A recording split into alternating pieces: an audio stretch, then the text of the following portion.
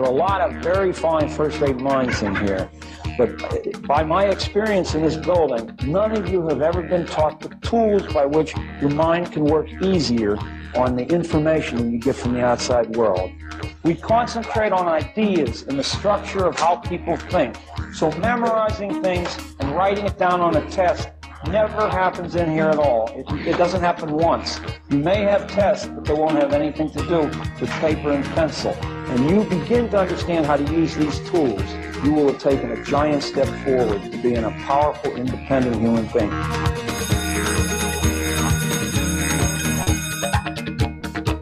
Hey everybody, welcome back to Hour 2 of School Sucks Live. This is Brett. With me in the studio tonight, Mr. Osborne. How you doing? Hot dog! A hot dog segment came early. Oh. Hot dog is supposed to be segment 7. I didn't know what it is. We're winding down, and we say hot dog at the beginning of the segment. But no hot dog today, folks. We have You do that on the Mickey Mouse Clubhouse, too. What? They have this hot dog song. At the my 2-year-old watches this Mickey Mouse Clubhouse show. At the end of every episode, they do this hot dog song. Mm-hmm. Yeah. And there's no reason why they wouldn't. Hot dogs can be wonderful. Right. But if you're just joining us, what we've covered so far tonight is, for some reason, first of all, I wanted to do a show about the appeal to tradition. But then, for some reason, I just went off on this tangent about the true history, or a truer history. Obviously, there's a lot of gray areas in this story. And there is a lot of debate about what actually happened when the Pilgrims came, why they came, where they were trying to go, which we're going to talk about in a minute. It was a long time ago, and we weren't there. Yeah, and at the very least, it's an investigation that would be stimulating for young people to have, but they do not have it because they're given this prepackaged, recycled, generation after generation fairy tale that has, no moral dimension, no opportunity for inquiry, and virtually no existence of conflict. Right? I got to tell you, my daughter is obsessed with pilgrims. She wants to know everything there is about pilgrims. We take her down to Massachusetts, to Plymouth and all these places to see museums of pilgrims and whatnot. So maybe I'll have to get some resources from you to help her know the truth. The pre-learning that she'll have to do is she'll need to know what cannibalism is. And well, we work on that at home. So go over some vocabulary with her. Cannibalism and grave robbing. And then now she's also obsessed with cemeteries, so that's nice. It'll work out. That's nice. So we were talking about, before we took our break at the top of the hour, we were talking about this gentleman named Squanto, right? Who is this willing volunteer Native American who seems to be standing on the shores of Massachusetts, waiting for the Pilgrims to arrive. Right? And he teaches them to farm, and it's a story of cooperation that leads to the first Thanksgiving. But this story, with all its drama, it's like asking us to look away from something else. And during the break, I asked the people in the chat to participate in a trivia question. Most people in the chat got this right. I said, what was the first British settlement in the New World? And it was actually, the real answer is actually Roanoke, Virginia. But the permanent settlement, the first permanent settlement, and this is something that a lot of people know, was Jamestown. What became named Jamestown, Virginia. Virginia named after the Virgin Queen. That name. I didn't know that. That's a bunch of BS. I don't know that. Maybe she was. Maybe. Anyway, all right. Story for another time. But why not Virginia? Such an exciting story, too. And really a story that's kind of intriguing. You've all heard of Sir Walter Raleigh, right? He's got a kind of cigarettes named after him. Right. Raleigh, North Carolina? Yeah. Okay. Now, Raleigh is just a sea captain, and he is interested in, as early as the 1580s, doing some exploring over here and establishing a permanent settlement, entirely for, money-making purposes, which is why a lot of colonies are set up. There was royal colonies that were set up by the crown. There was proprietary colonies like Pennsylvania, set up by William Penn, where a person starts a colony. And then, of course, there were these corporate colonies that were, chartered. So Jamestown is already Virginia is where the British start, right? Because they have to start at a point far enough north where they're not going to be bothered by the Spanish, who pretty much have total control of Florida in the 1580s. And there's like they still do. Those are Cubans. Oh, sorry.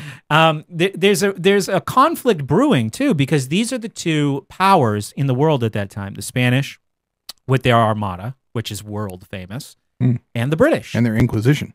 Yeah, which is also a few decades later. The Inquisition was a few decades before this period we're talking about. So the Spanish decide that they are, for once and for all, going to take care of the British. Here's another one of these hand of God type events. In 1588, they send the Armada to sail up is it the Thames River? Is that how you pronounce that? Thames? That's how I've heard it pronounced. Okay. And they are going to invade London, wipe the British out, destroy their fleet, and colonize all of the New World for themselves. That's the plan. Hand of God. A storm comes, blows the Armada, scatters the Armada out of formation, and these small British clipper ships can go out into the channel and pick them off. And that's the end. And after that, the New World belonged to the French and the British until the 7 Years' War, which in our history is called the French and Indian War, because those were the opponents. And then it becomes just the British. But the Spanish are out of the picture by the time in the early 1600s that they start to colonize in the central, East Coast, Virginia. So Raleigh goes with a boat full of people and drops them off. And he's, typical idiot of the times. He's like, all right, start a colony. I'll be back. So he comes back with another boatload of people years later. Like the first drop off is, I think, like 1585. So then that whole 1588 thing happens where the British are able to establish what will eventually become preeminence, but get the Spanish out of the way. So he comes back with more people. Surprise, everyone he dropped off before, dead. Are they dead or are they just disappeared? Or gone. They're gone, Well, isn't there some story about these people just disappearing off the face of the map and then they're like a carving on a tree? Yes, that says, so what does Raleigh do? And you're right. You jumped one step ahead of the story. Right. Raleigh looks around, sees that there's no one there. He's got 100 people on a boat with him. He's like, all right, I'll be back. See ya. Start a colony. And he comes back, I think, in the early 1590s. Holy crap, everyone's gone. Wow. And carved into one of the trees as a word, I think it's Croatan, I think is what they, and for all we know, they think that's a place. They go to the place they think it is. No one's there. So this was the first colonial attempt over a couple decades by the British in the New World. Not a very good story so far, right? No. So it is assumed, I know we jumped away from Squanto and this wonderful story about the Mass Bay colony and the Pilgrims and the seeking of religious freedom and the friendship they formed with Squanto. But this is what we're supposed to look away from. This is when this narrative is being pushed into our heads at a very impressionable time in our lives. The Jamestown story must be omitted, right? And we have to focus on this other. And the connection between the two places is that a lot of people who are on the Mayflower, which is like 100 and some odd people, only about a third of them are pilgrims, think they're going to Virginia. Right. Now, if I remember from one of my daughter's books, the Pilgrims had their own boat that they were coming over on, and then it just sank. So they didn't have that boat anymore, and that's why they got on this other boat with these other people on the Mayflower? That's possible. That's not a story that I'm familiar with, but it's certainly possible. And the boat was overloaded, like it was already at capacity, and then they added all these extra people. I don't know how over capacity, but all of that is possible. Okay. And remember, there's multiple interpretations of these stories, and all of this conflict and controversy and debate is left out of the history as if this is all known. It's all ready to be presented to your empty mind, you young elementary school student who believes in fairies that for some reason want the teeth that fell out of your head and is even willing to pay you for that, right? So you're prime target for this kind of crap. 843 join SSP. We'll continue this story in just a minute.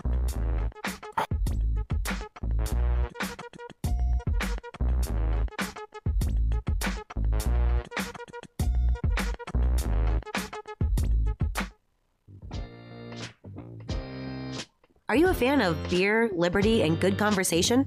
Do you support freedom, peace, and voluntary interaction? Are you looking to meet others who think like you? Don't wait for your move to the Free State Project to get started. We're just talking about the last podcast with Sam, and like I said in the show, like I like Sam, I respect Sam, I'm interested in what he has to say. In the podcast, if you maybe some of you haven't heard it yet, the show I put out about the Kubrick thing. Right when Sam says, "Get ready to put on your tinfoil hats," I cut in and say, "We're gonna leave it there," and sent everybody to the video, which I posted on YouTube. So I tried. YouTube used to have these embed settings where you could just say, "Start the video here," but I think that's only with the link. I could still fix that. I just had an idea, everyone. I can still fix that. When you embed the video, it always starts at the beginning. But if you link somebody to a YouTube video, when you're setting it up, you can specify where you want the video to start. Right. So I put a little note, for the Sam part, skip to 4150 or something like that. Yeah. So on the video, the part about teleporting to Mars? The whole conversation, I'm not going to censor him. Yeah. Okay. So I just didn't put it in the show because it didn't serve the purpose. Yeah, I had a good time all week telling people about that. So. I'm interested to see where he goes. But this Croton story, that was one of the theories, that these people were abducted by aliens. Yeah. Right? No, so imagine how engaging that's would be. That's the kind of shit that kids want to hear about. Exactly. Like mysterious stories about who knows what happened. And then it gives you this opportunity to just like dig into like every little piece of writing about it that you can find. Right. This is a good delivery method for our content. Yeah, I don't remember much about history, but I definitely remember the tree carving thing. And like, always wondered, oh my God, what happened? Like, how am I going to survive my entire life without knowing what happened there? We're not back yet. I gotta keep this LRN volume up a little bit. We almost talked I caught it by like 10 seconds at the top of the hour. As cdevolution.org grows, what do people say in the chat? Croat, and somebody puts it. Is that you who put that in the chat? No. Some people are participating. What did they carve in the tree? Croatan. Thanks. I'll look that up. I thought there was another A in there. I thought it was CROATOAN. I never heard the tree story. Well, hey, if you want to call in and talk about any of this, I guarantee no one's listening because it's a holiday. So, well, I think we got about as many viewers as we normally have. We usually have more active, like watching the videos. Visit promote.lrn.fm and help bring new listeners to the Liberty Radio Network. That's promote.lrn.fm. Negotiation isn't just something union leaders and when did our breaks do. We should get off. Your entire day is a series of. The breaks are like 4 minutes. Yeah. What do the chat people think? Does us talking to you during the chat during the breaks make this more bearable? Because like we used to play videos, and like that's just a pain in the ass with UStream to set all that up. And then for a while, I just wasn't doing anything during the breaks. Yeah. I mean, if I'm in the chat, I feel like an insider, like getting to hear what people are talking about during the break. Like I always wanted to be able to hear that during Free Talk Live. One person says we love it, another one says yes, chat, and then say yes. They say I love it. It feels so real. Woo! With money, sorry for yelling. Scarce now. So maybe do any of the chat people think that we should do a live show at a different time of the week instead of this Thursday night thing? Like would people be more interested in a daytime Sunday show? This is the Liberty Radio Network. Coming back. Broadcasting the latest liberty-oriented audio content 24 hours a day at lrn.fm.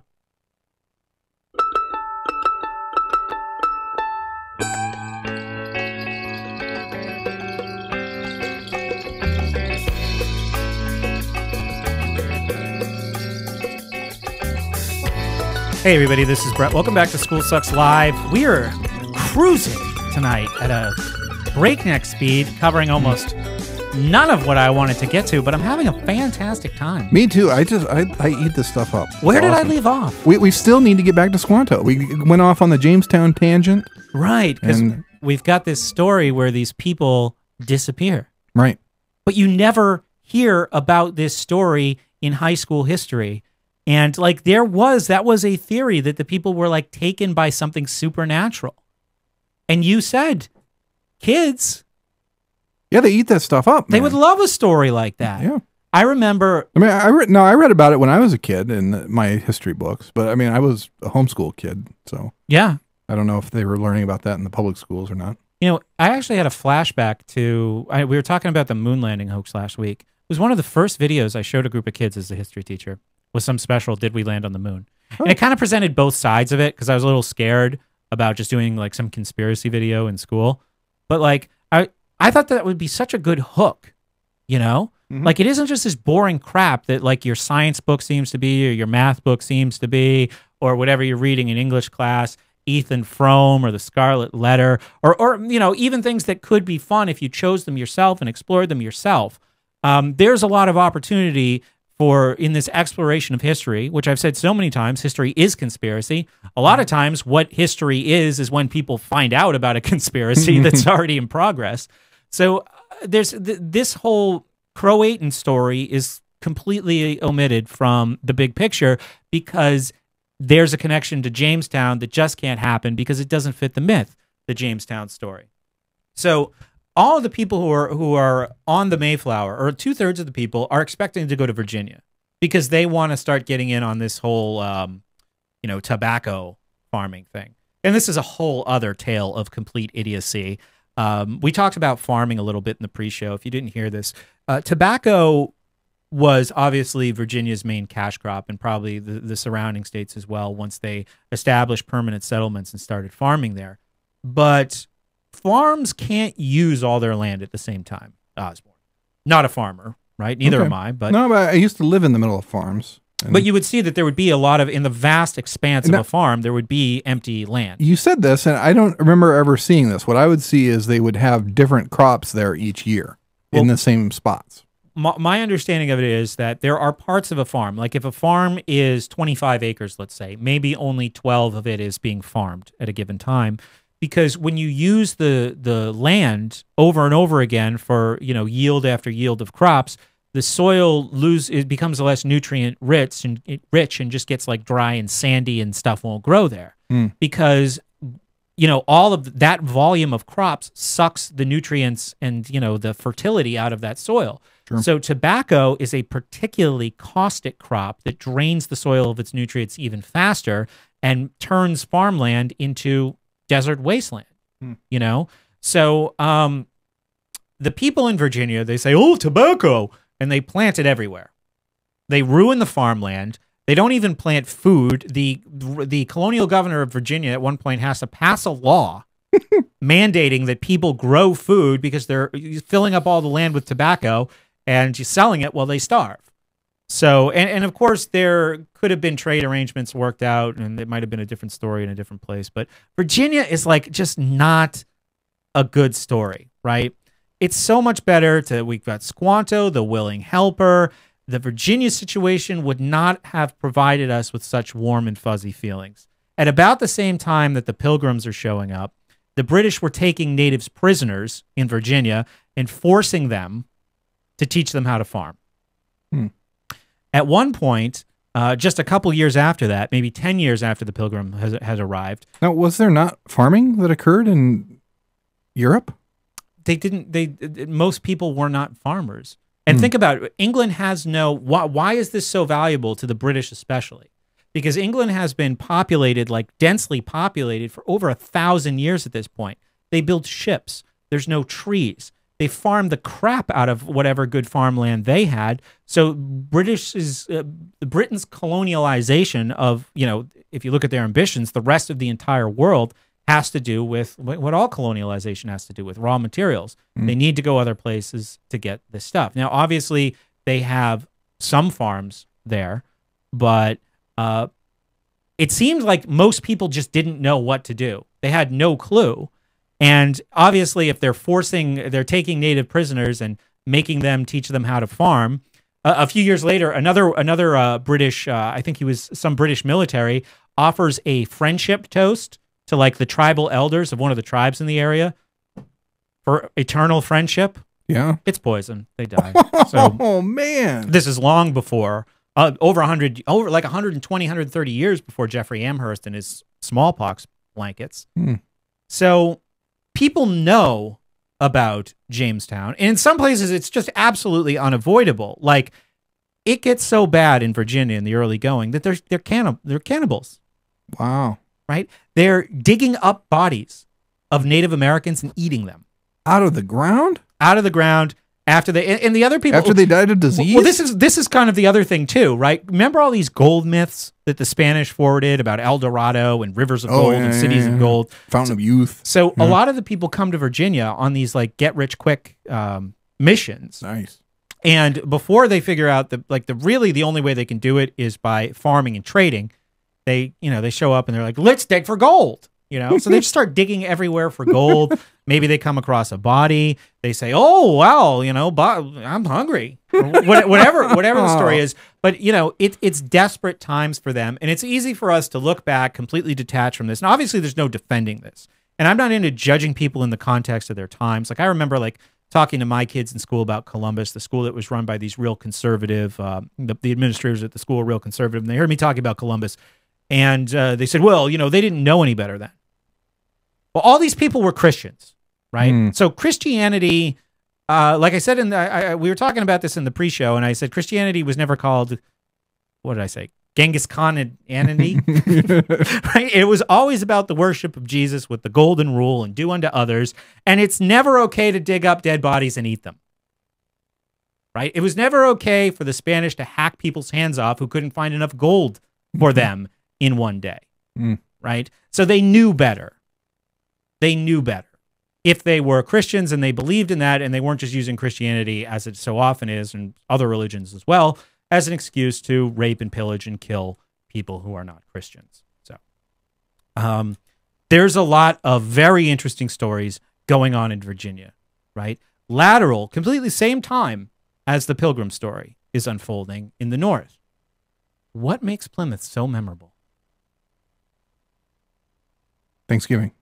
Turkey. A little story about a turkey. So, like we were saying earlier, the Mayflower runs aground on a sandbar in what would later become Provincetown, Massachusetts. They start scouting. They find these fields, and there's no rock. That's a myth. No Plymouth Rock. They say the boat grounded itself or ran into a marsh, got stuck. We've got more to go with this story. We would love your participation. 843 join SSP. Skype in School Sucks Live. We'll be back in just a couple of minutes. Hang with us.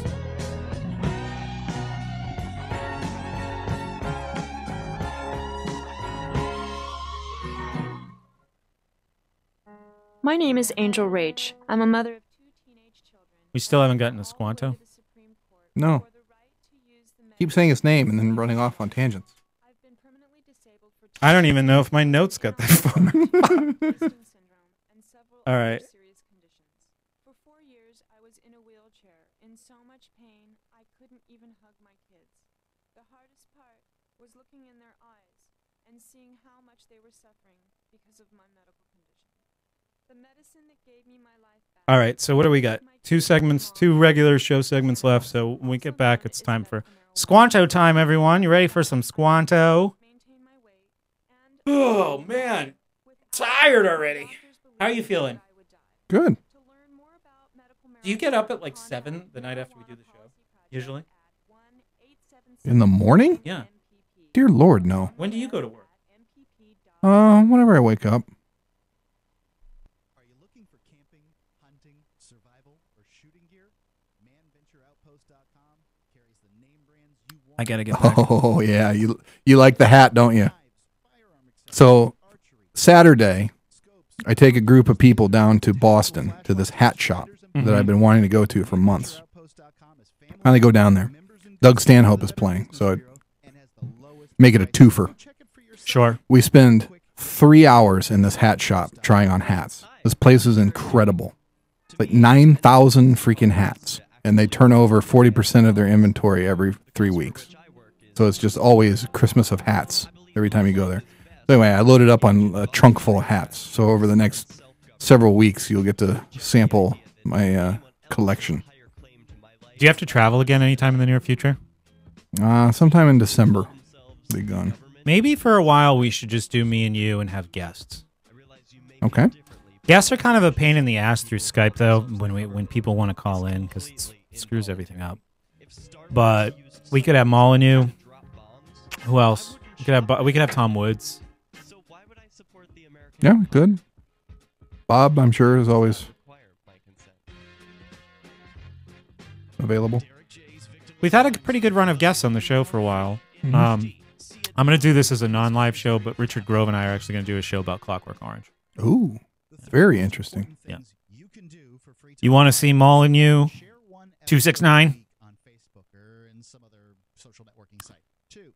Richard Grove probably won't. I don't think Rich really, his style, like Wes, is really good for the live show with the breaks.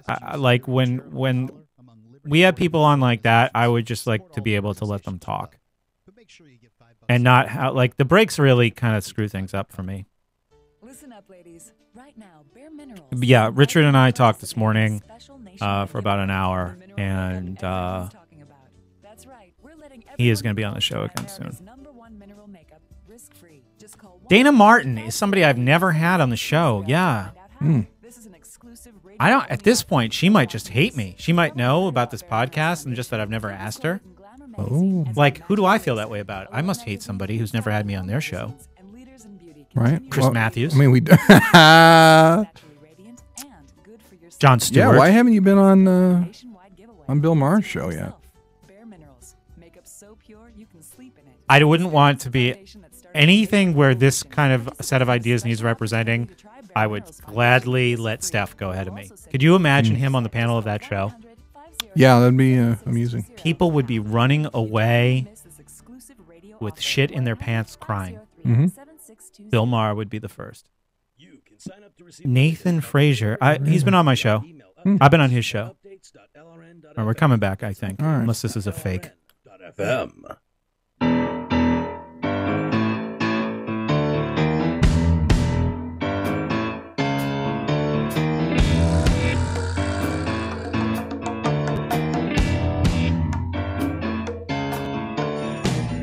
Hey everybody, this is Brett. Welcome back to School Sucks Live.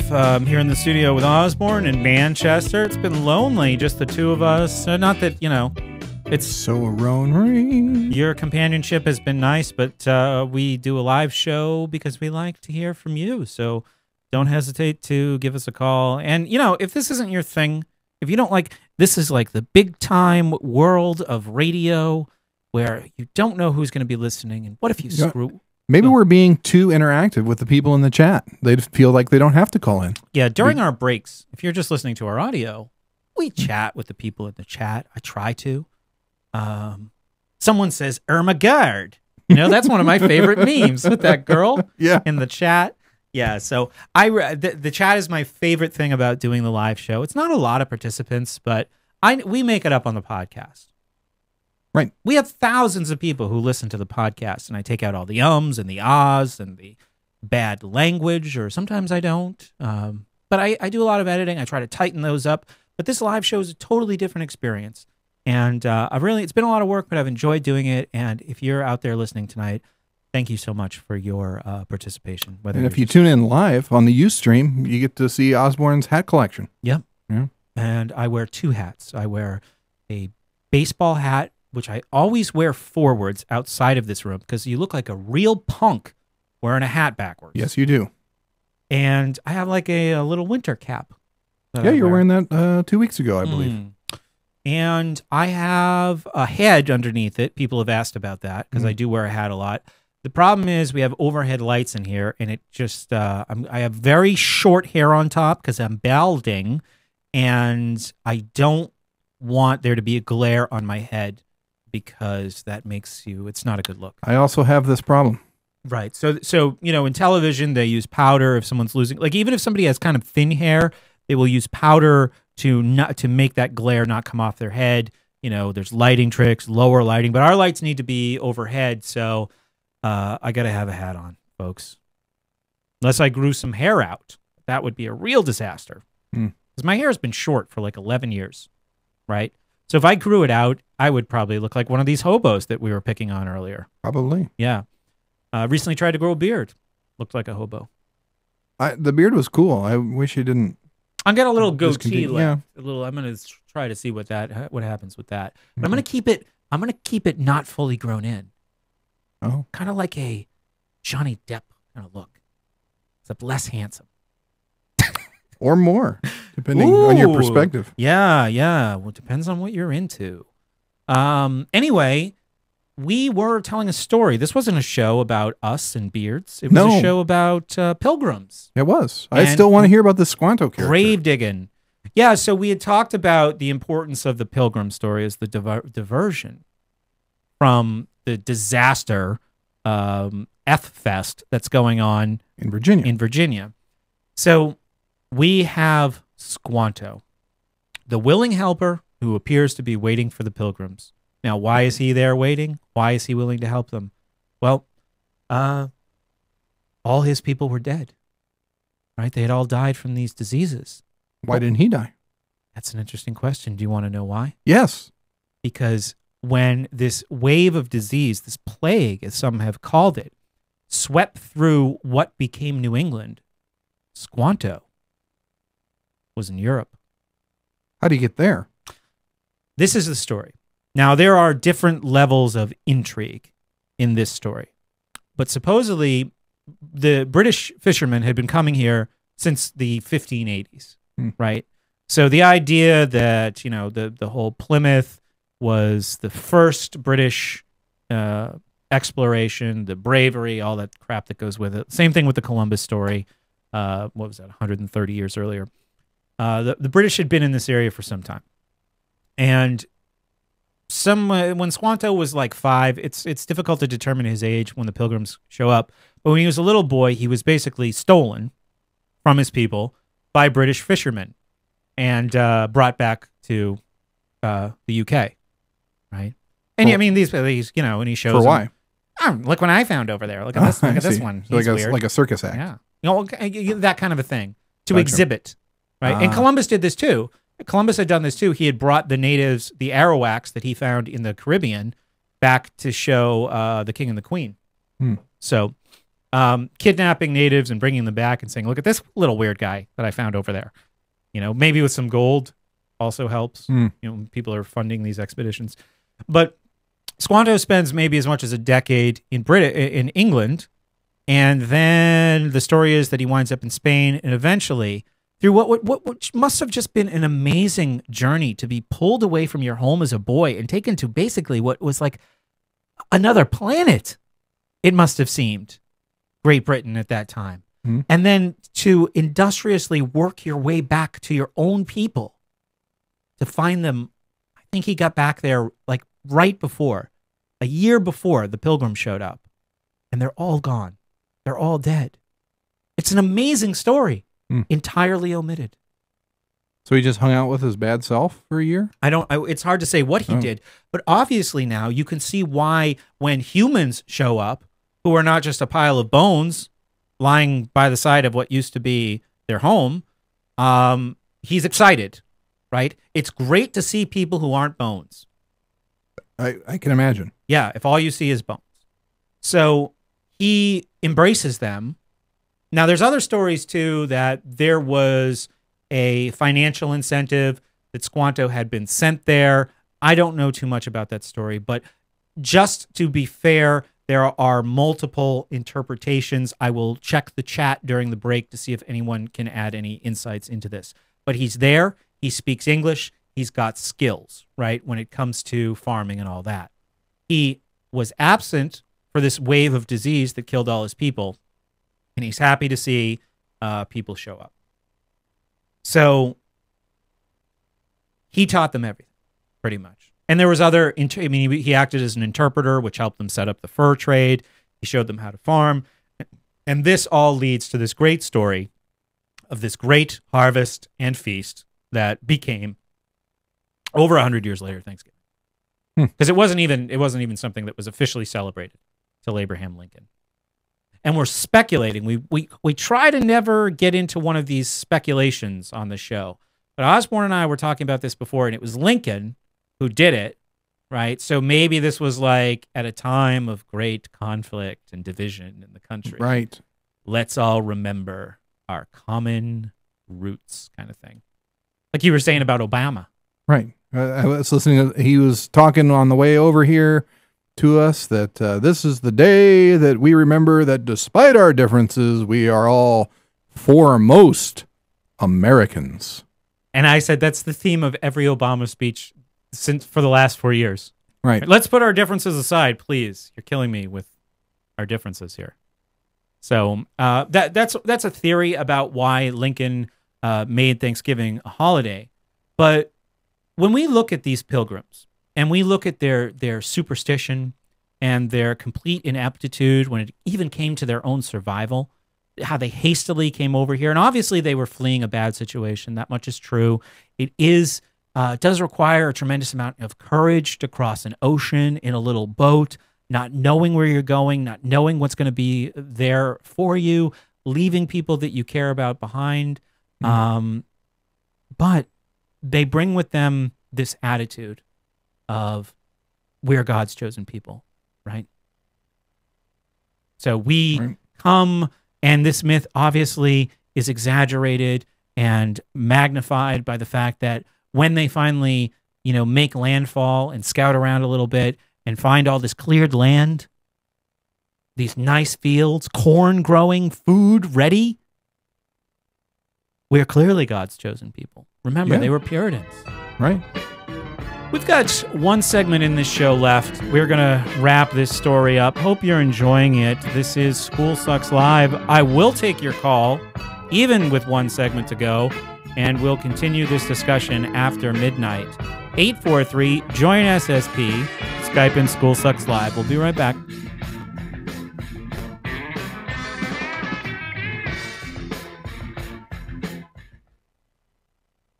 Should you be able to earn an honest living free from senseless government interference? The Institute for Justice thinks so. That's why we've spent years defending hard-working men and women from pointless government regulations. Now it's Thanksgiving. It's Thanksgiving. We're gonna have a good time. It's Thanksgiving. We are gonna have a good time with the turkey, eggs, potatoes, eggs. We are gonna have a good time with the turkey, eggs, potatoes, eggs. It's Thanksgiving. It's Thanksgiving. You know school is out. I can shout. Thank you, thank you, thank you. No matter how you do, no matter what you say, this is my favorite. December was Christmas, January was New Year, April was Easter, and the 4th of July, but now it's Thanksgiving. It's Thanksgiving. We're gonna have a good time. It's Thanksgiving. We are gonna have a good time with the turkey, eggs, potatoes, eggs. We are gonna have a good time with the turkey, eggs, potatoes, eggs. It's Thanksgiving.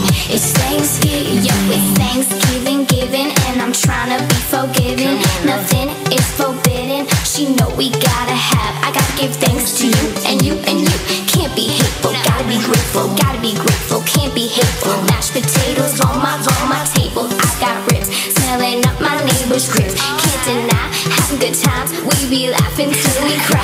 It's Thanksgiving. Come on, it's Thanksgiving.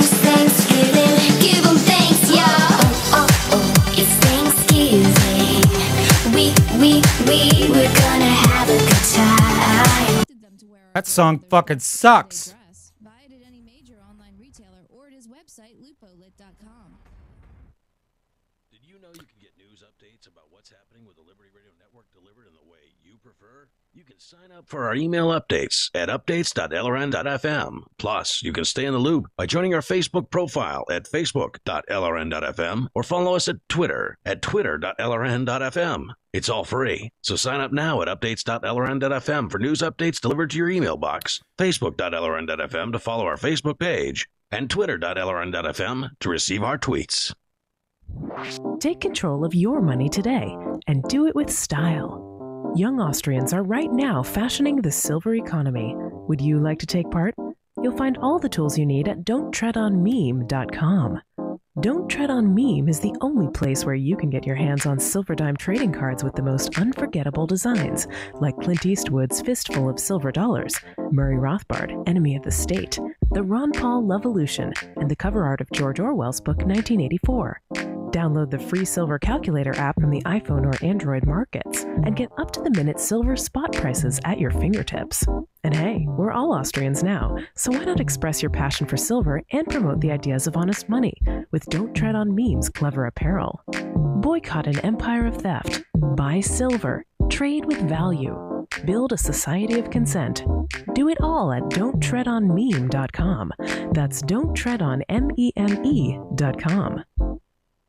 What's up next? Visit the Liberty Radio Network program guide to find out at shows.lrn.fm. That's shows.lrn.fm.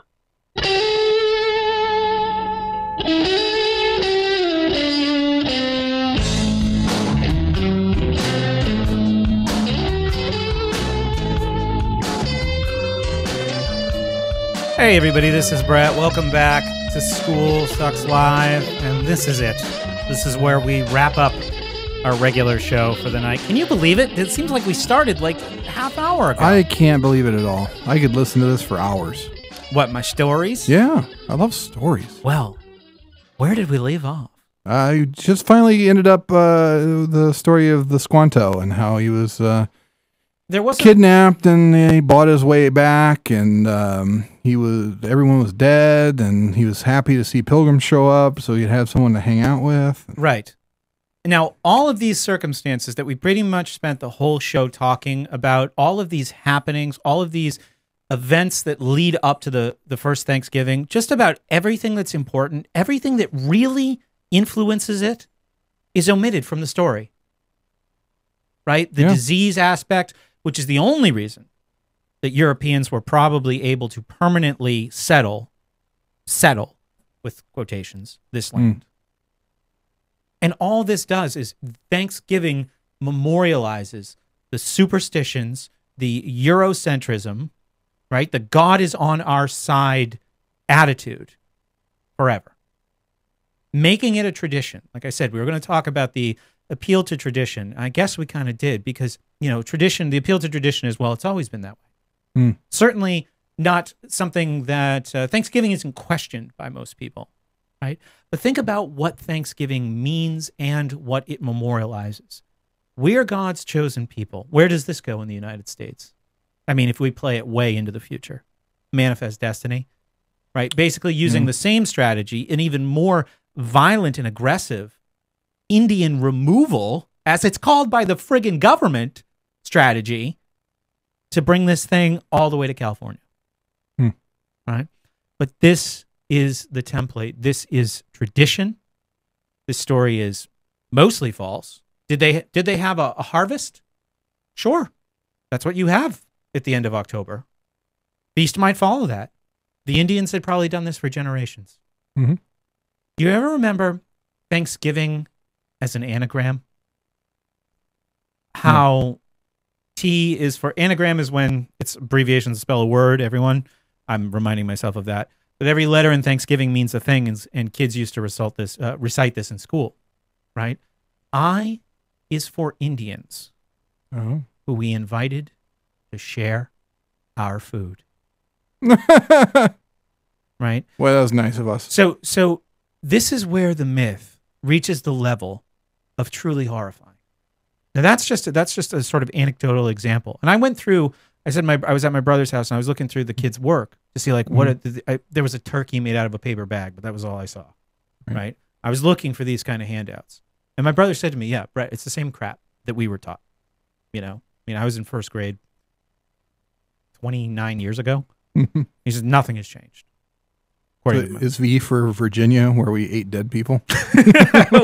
Probably not. No. If you look at what I was, this thing is pretty far from the truth. But it was the opposite of the truth.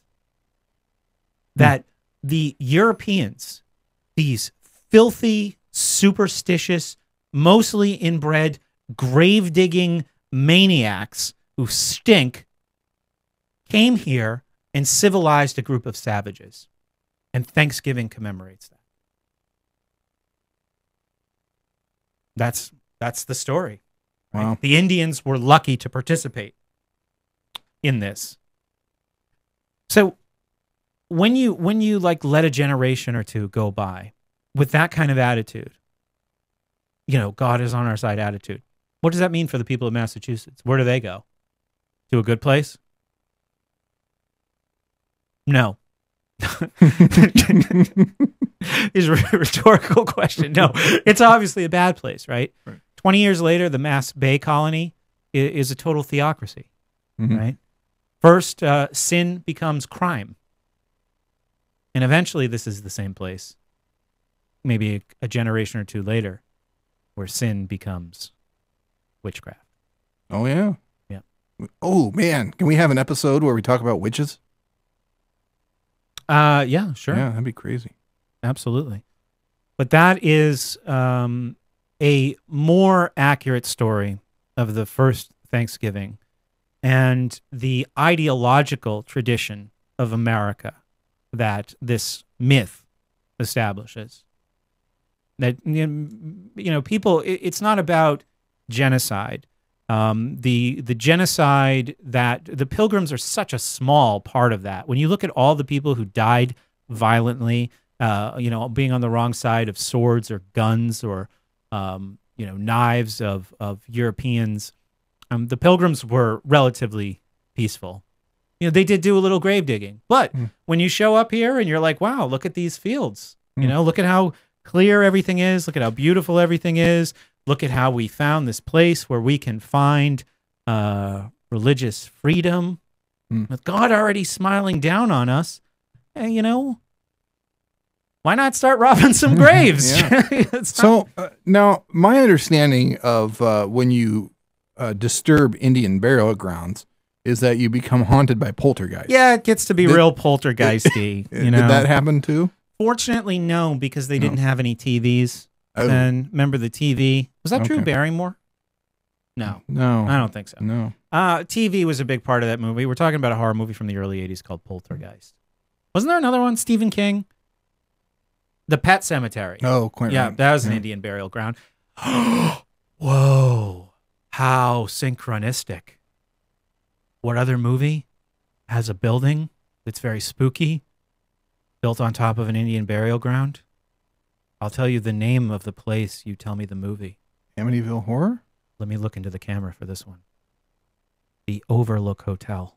Oh, I don't know this one. Shining. Oh, quite right. Remember from last now week. we come full circle. Neat. So, yeah. I mean, this was a story that ignited my interest. Like I said at the very beginning of the show today, I wanted to devote some time to this tonight because you told the same story, Osborne. This was something that got me very interested in history. And it also should make us reflect, make us understand all of the missed opportunities. Like this is a concrete example of just one of the many missed opportunities to do the same thing for young people when they're in all those years of government school. And it just never happens. I mean, look at we told some pretty interesting stories tonight, right? None of them are told in school. No, none. If they were told in school, I wouldn't tell them on the show, right? So you want to do a little after show? Yeah, let's do some after show. Maybe I can get into, because what I learned about Thanksgiving when I went to college came from a little bit of a different direction, and maybe I'd be interested to hear what you thought of that. Yeah, absolutely. Yeah, so we're going to actually continue this discussion.